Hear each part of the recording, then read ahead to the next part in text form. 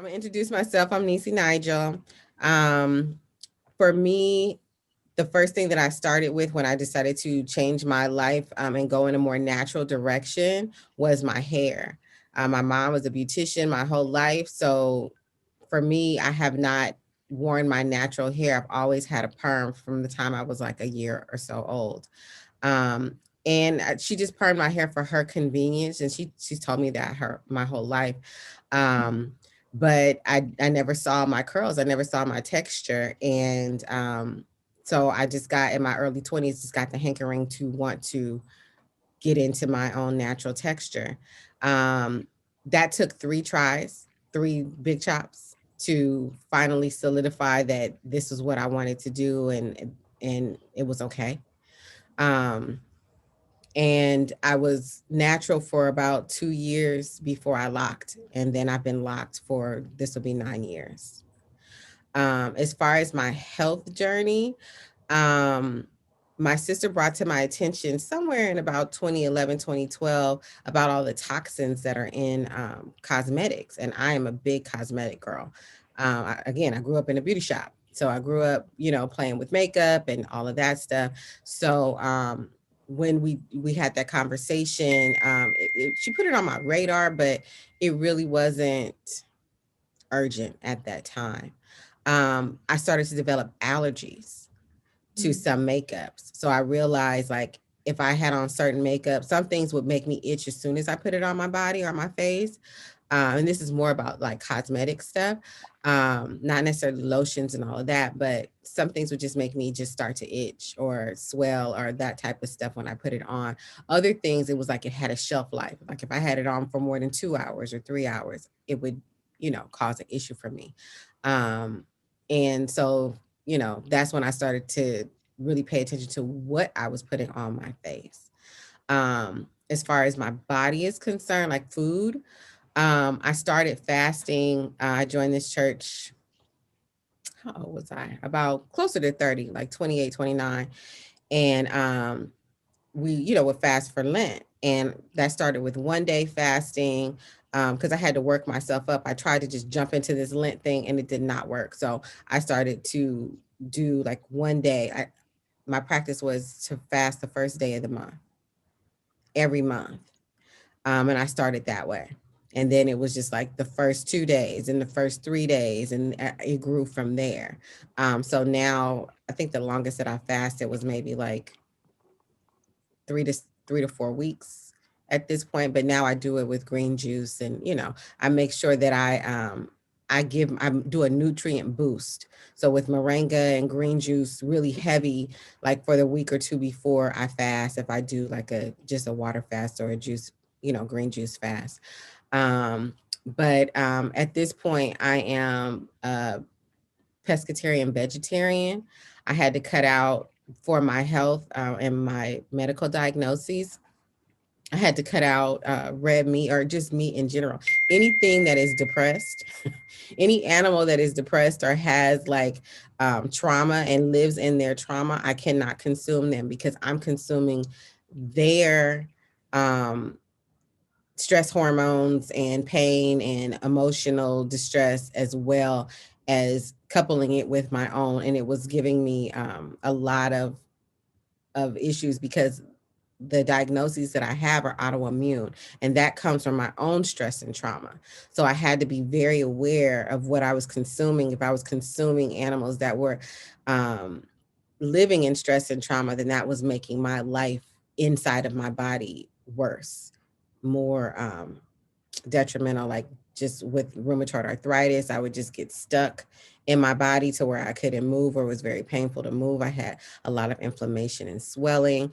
And in my like just even just with my face when I'm not having a lot of meats or even sugar. Sugar is a very big cause of inflammation. So when I see that I have too much inflammation in my face or too much inflammation or aches and pains with my hands, then I'll go on a sugar detox for a couple of weeks or a month just to get the sugar reset me. And this is an ongoing process. It's not it's an ongoing process. It's not something that is a one-time thing. You have to continue to adjust and continue to monitor yourself during these journeys to health and wellness. So from changing my hair to what I put on my body to what I put in my body, it's been, like I said, I started this about 10 years ago, and I'm still making tweaks, and I'm still, getting and refining it and making it what's best for me. So that's my journey. Who's next? Who's next? I could go next. In terms of, I'll start with hair. So kind of same upbringing as Nigyl, getting my hair, either pressed or permed was kind of like kind of a rite of passage, and I think my mom also did it because it was convenient for her. And as a result, really didn't know like what my natural hair texture was until I decided to cut all my hair off to like a really, really short, like crop. The I decided to do it the day before I was taking senior pictures in high school. So that's when I decided, like, oh yeah, I'm gonna do this. And um, and I think a lot of that was, I think I took a lot of pride in having straight hair, especially where I grew up. I grew up in a very predominantly white environment, and I just wanted one less thing about me to be different. So if that meant having straight hair, but then I really had to be careful, like getting in the pool or sweating it out, like that straight, the illusion of straight hair, like made me feel good about myself.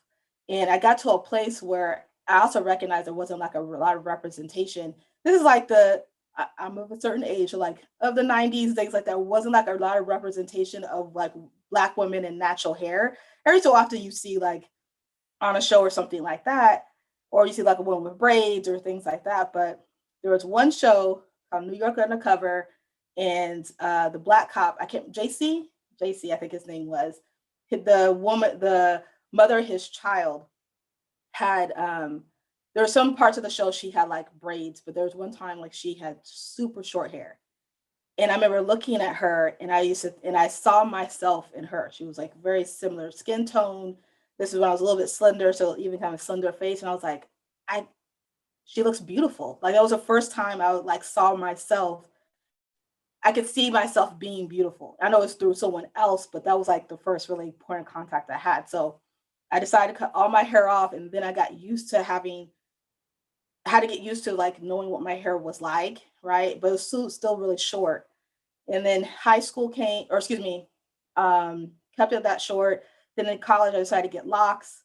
So I locked my hair for a long time. But again, like it wasn't until, and this is my third set of locks. So it wasn't until I had like a break. I still really didn't know what my natural hair texture was like outside of like maybe 2 or 3 inches, right? I really didn't know. So I really had to get used to like, so I went through a time where I had loose natural hair.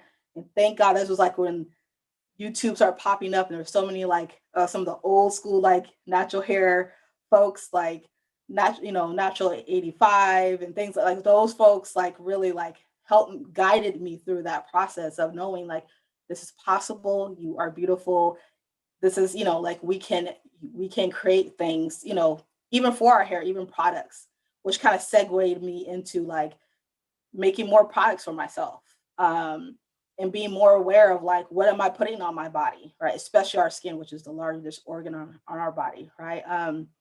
And using this app called Healthy Living, I love it because you can go to a store. If it's maybe a lotion or something you're looking at, or mascara, you can scan it, and if it has the information, it will tell you like, this is maybe what environmental factors it has, how many toxins it has, things like that. You can make a decision as a consumer to say, okay, do I want to use this product or not? And I got to a point where I was like, I'm just going to start making some things myself. So I know what's going into it, and I can control that. So, I got into like, making a lot of like body butters and things like that. And getting to a point where I was even selling them and giving them as gifts. Right. That was really empowering, just to know like I can create things that are healthier and more um, um, less toxic that I might find like at Target, right? I'm not opposed to Target. I still get some things, but there's a lot of aisles I still kind of skip over because I'm like, I have it at home. I know I can do it myself. Um, and in terms of food, you know, I I have just passed my first year of being fully vegan. And I did that in stages. And I am like a lot of Black folks and a lot of melanated folks are lactose intolerant. So I really had no business consuming anything like cow's milk or or any products of a cow because my body didn't like it. And a lot of people in my family are lactose intolerant. So one thing else is like, okay, why am I fighting against my body that's telling me I don't like this? And I'm gonna make you pay, if you consume this. So why not like listen to her about my body and do that? So then that, I was like, okay, I made a decision. Okay, let me just go in steps. Let me start with no meat from four-leggeds, like so cow, okay, and then no meat from two-leggeds, and then no legs, and then eventually um, got to a year mark, and I was like, okay, this is when I'm going to stop consuming meat, and also like buy products of animals, so milk, cheese, things like that. And that's been a process. There's some things I had like, oh yeah, this is vegan, and I find out later I'm like, that wasn't vegan. Oh God, like I had to like, and so it's been a process even in this first year of like, okay, I can't use this anymore. Doesn't mean I start over again or that whole year didn't count. Just it's recognizing it's a journey within itself, right? And knowing what I as a vegan might choose to consume, another vegan might be like, oh, you're not vegan at all because you use something with honey in it. I'm like, I don't okay, my journey's different, right, than yours. So I've really loved um, being able to expand that way of thinking. That is not one way of being a vegan. It's not one way of being a natural, or wearing my natural hair, or one way of, it's there's still room for learning and growing, and some things will change over time, like or some things might need to be.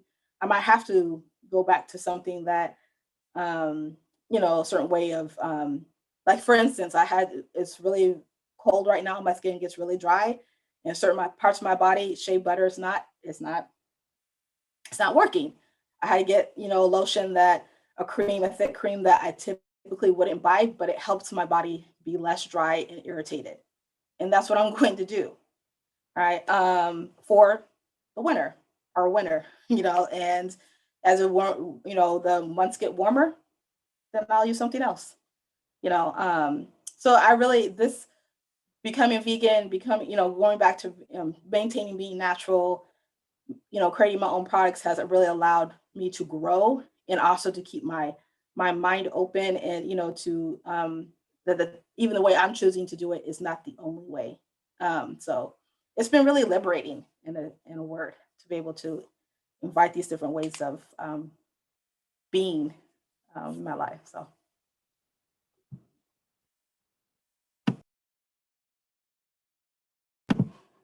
who's next? Do do do do. Who's Go, next? go, go, go. Go, go, go. Chime in. I'll go. So, for me, my natural health journey has been centered around self love and listening to my body. It's been about feeling comfortable in my body and longevity, and just really wanting to have a better quality of life. And like you ladies, it started with my hair. And maybe it's just a common experience with Black women and our experience in this world. But for me, I stopped straightening my hair and processing it so much. I think at the end of college, so like probably ooh, like 12 years ago. Um, it was the decision. I think it came after like I was I think I was straightening my hair and my ends were just breaking off and I wasn't happy with it.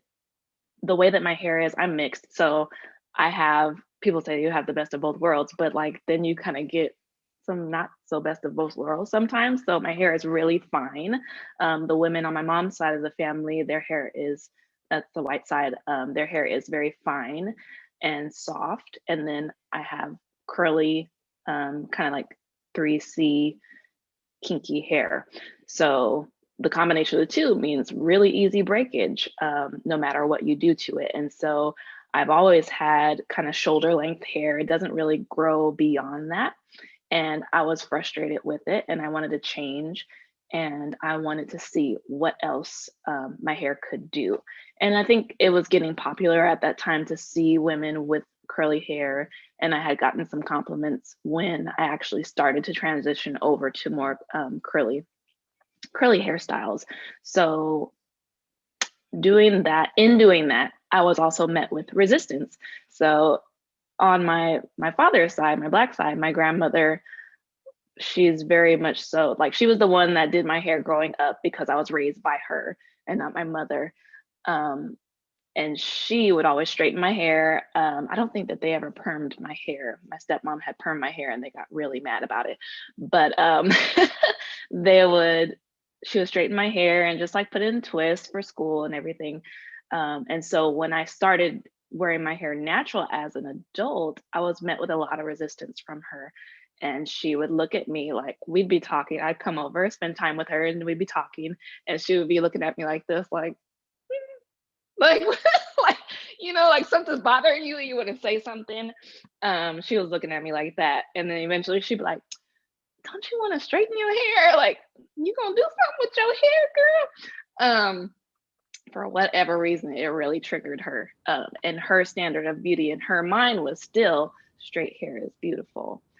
And when I was met with that resistance, I was like, no, I'm gonna stick to it. Like, I'm gonna keep trying this and see, you know, um, see if I can settle into feeling comfortable with how I look when my hair is natural, despite what other people say, especially coming from somebody who is so influential in my life.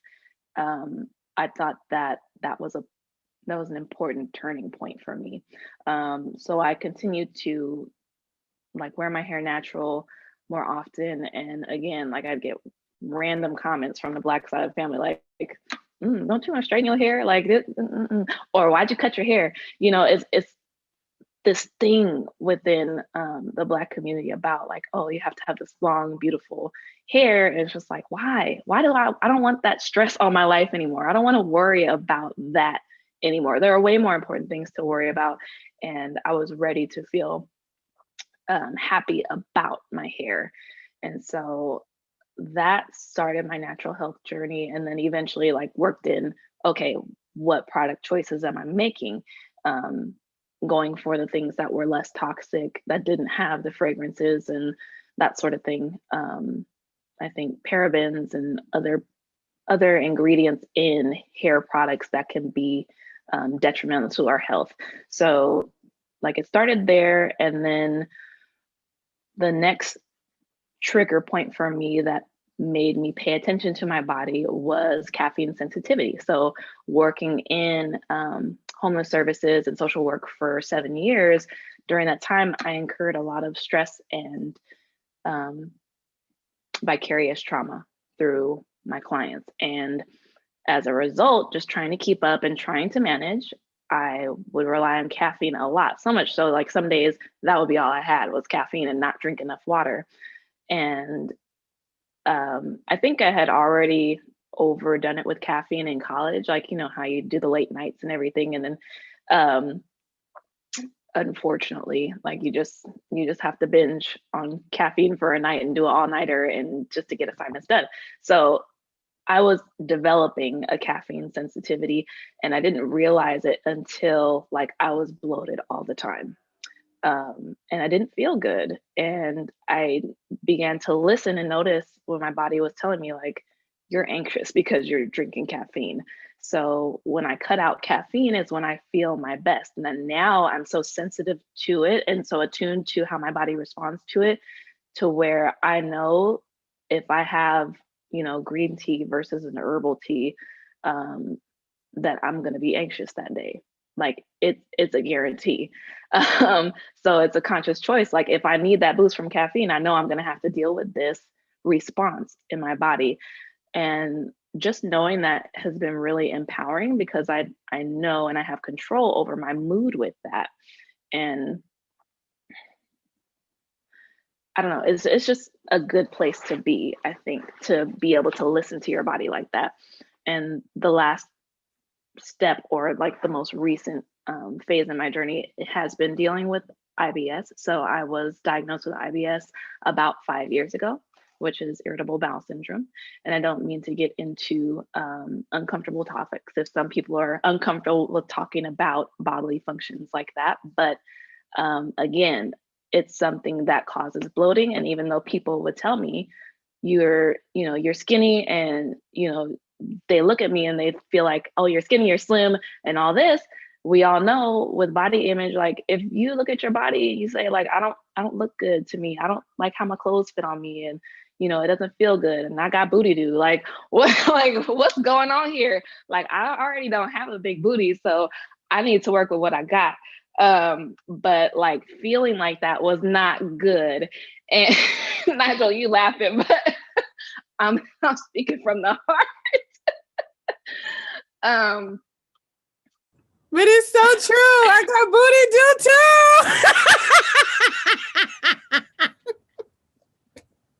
I feel it so deeply, so I'm with you, girl. I'm with you.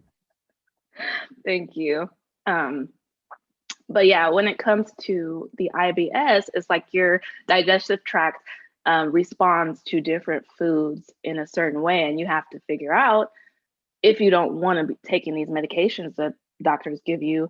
You have to figure out what your triggers are. You have to do the due diligence in recording and keeping a food journal, which takes time because number one, it takes time for your body to heal from each trigger. So like dairy trigger, it takes you probably like 2 weeks to detox from that dairy and then move on. Okay, like what's the next one that's bothering me? So over the course of the years, I've been able to identify what my triggers are and know what I shouldn't be eating. But even more so, what has been most valuable in my natural food journey is um, understanding that it just takes trial and error and being patient with my body and listening to my body and just reaffirming that every day I have to make the choice to do what is best for my body. Otherwise, it's going to have a repercussion.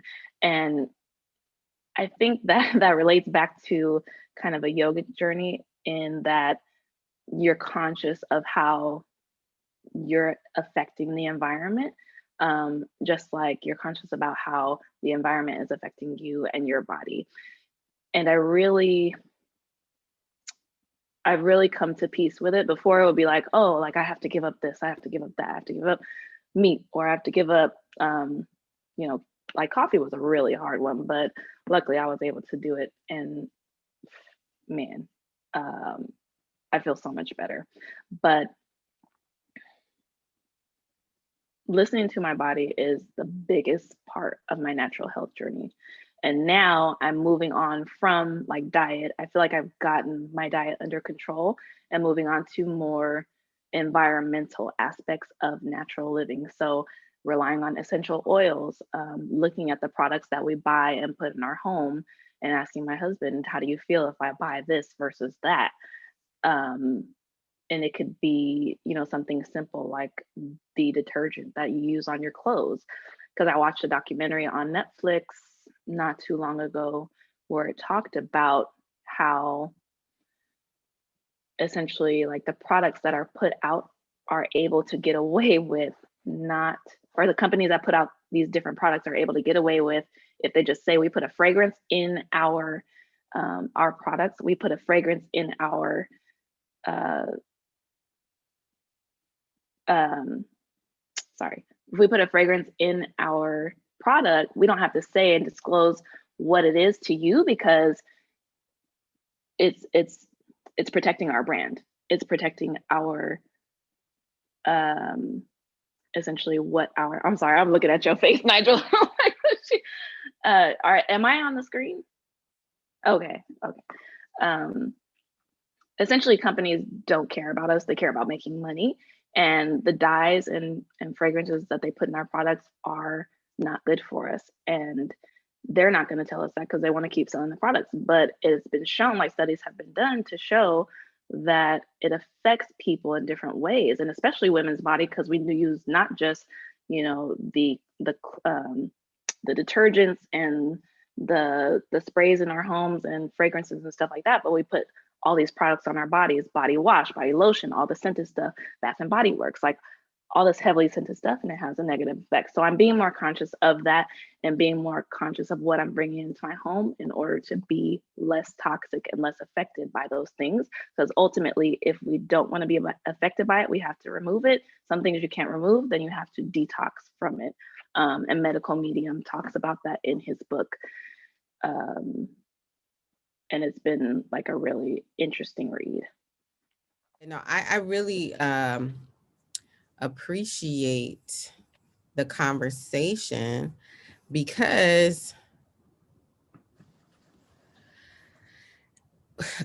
is making practical what we've been talking about in the themes. When we're talking about you got to be the student of your life, and we all were just kind of saying, like, we had to notice that this wasn't affecting us properly. Like, this wasn't sitting right in our bodies. I'm lactose intolerant. Why don't I eat this cheese? Like, I'm caffeine intolerant. Like, I can't live a lifestyle where I'm dependent on caffeine in order to move through my life. So I'm very interested to see what Taiye's journey sounds like, because it just kind of seems like everybody has come to this conclusion because of they've hit snags, and we've recognized that we've hit snags, and we have to make adjustments so that our lives could have a better quality of life, a better improvement of life. So that makes a big difference.